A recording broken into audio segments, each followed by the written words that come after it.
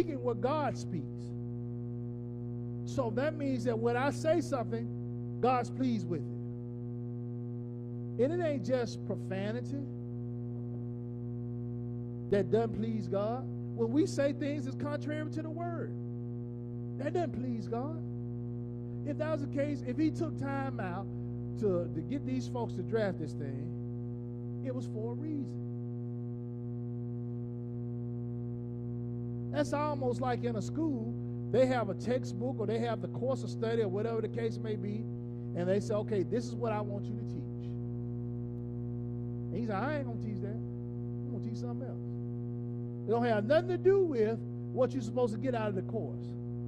But guess what? You've just done a disservice to the students.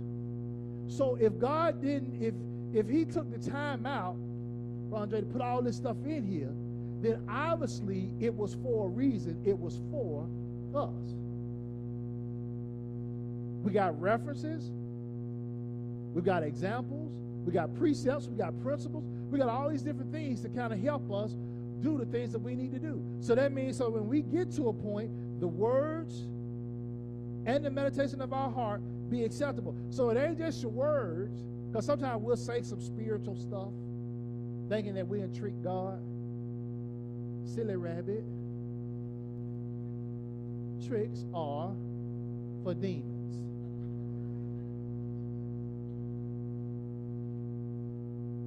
Tricks, schemes, tactics, snares.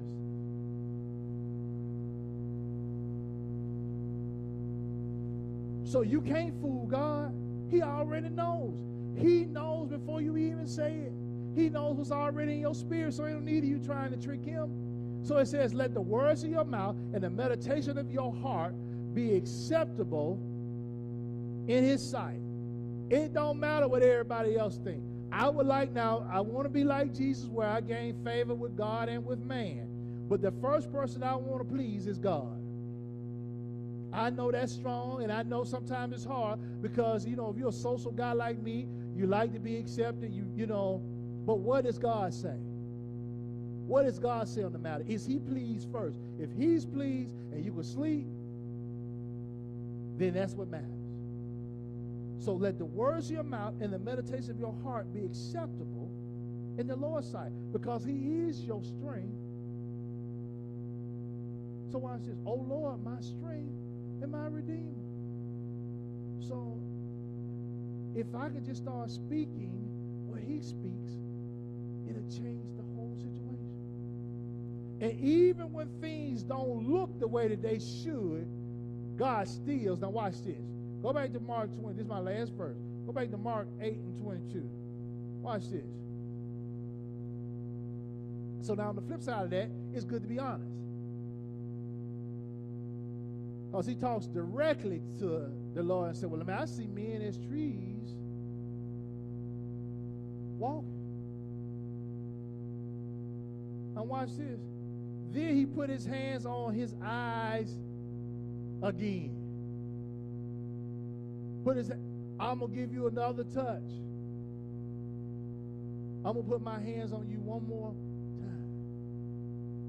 So do you think the one that brought folks from the dead, the one who healed folks from the issue of blood, the one who did all this stuff, do you really think that Jesus needed to touch somebody twice to get them healed? Every time that somebody got healed, in most cases he told them, go, thy faith have made thee whole. You know what that indicates to me, isogenically, is that obviously his faith wasn't to the point where he could see people clearly. If it had, it would have happened on the first time. But God saw enough in him, just like he do for us sometimes. He tells us to do it one time, or he puts a touch on us one time, but then all of a sudden we don't go all the way in because we don't have enough faith. But then he says, you know what? I need you so bad, and I love you so much, I'm going to give you a second touch. So what's the moral of this story, Pastor? See, some of us have had vision, and God has given us a vision and told us what we were supposed to be doing. But for some reason, whether we got in fear, whether we got to a point where we got distracted, or whatever the case may be, but we got off of it, and the touch that we have from God is not enough for us because we start to see men as trees. But then God's going to give us another touch to restore what it is He's called us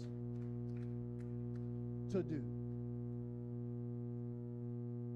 Put His hands on him, on his eyes again, and made him look up. Made him do the same thing he did the first time. Do it again. Oh, man. Do it again. That's all I keep hearing in my spirit. Do it again. Do what I told you to do the first time. Do it again. Do what I called you to be the first time. Do it again.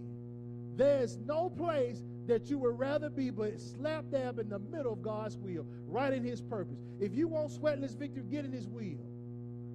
Didn't mean that you weren't going to have some fights and struggles, but it seems like, you know what? It's some folks in the neighborhood that love to fight.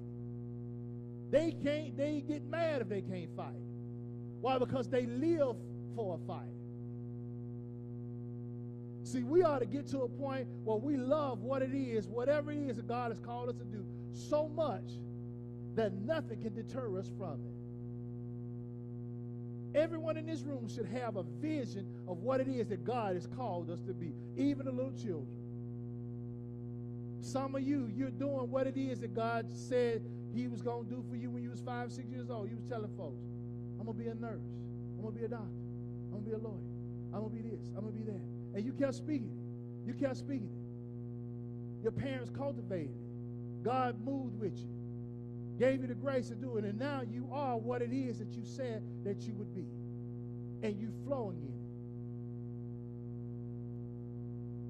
Why? Because He gave you a vision. Vision is just not for folks who are quote unquote supposed to be leaders. All of us are leaders.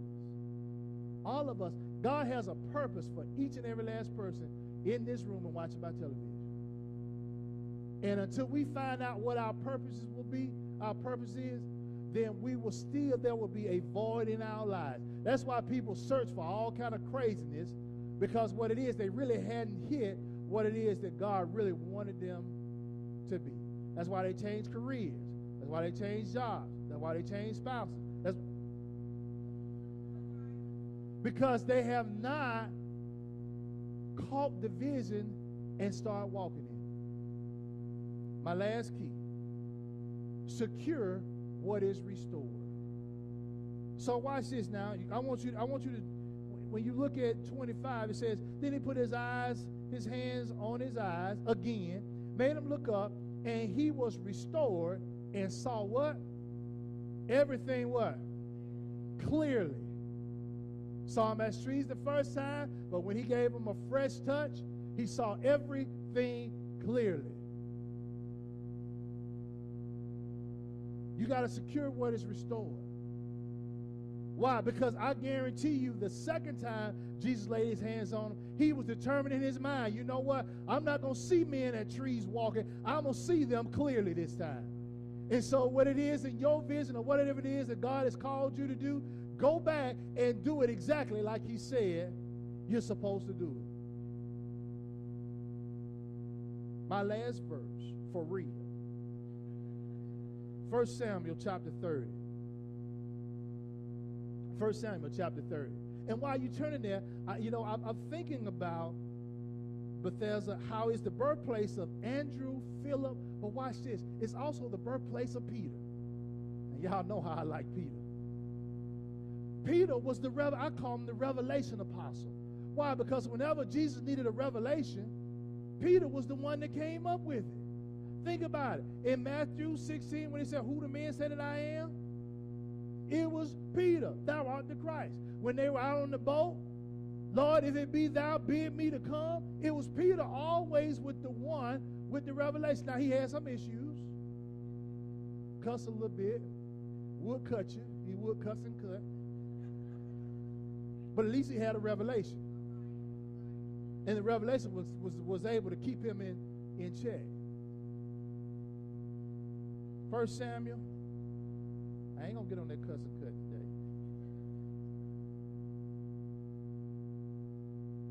30 and 8. Got it? All right, so when all this stuff go down in Ziklag and David is distraught, these folks that went in there and tore the place up, David is like, man, Lord, what's going on? You know how it happens with you sometimes. You're like, Lord, man, what in the world is going on in this camp? God, what is happening to my life? What is happening? What is going on? What do I do? And sometimes you ask God this. And David is at this point, he's perplexed, and he asks this question right here. So David, watch this. The first thing he did was inquired of the Lord. Not Auntie, not Sally, not Tommy, but he inquired of the Lord, saying, shall I pursue this truth? Shall I overtake them? And he answered, pursue, for you shall surely overtake them, and without fail recover all. Man, that's powerful. So guess what? So whatever it was that God had called you to do, and you felt like you was kind of off a little bit, you know what? I don't care. Now the devil in hell is going to get me to a point now. It's going to get me off. I'm going to get back to where I'm supposed to be. I'm going to pursue. I'm going to overtake. And without fail, I'm going to recover all. Secure what it is that he has restored.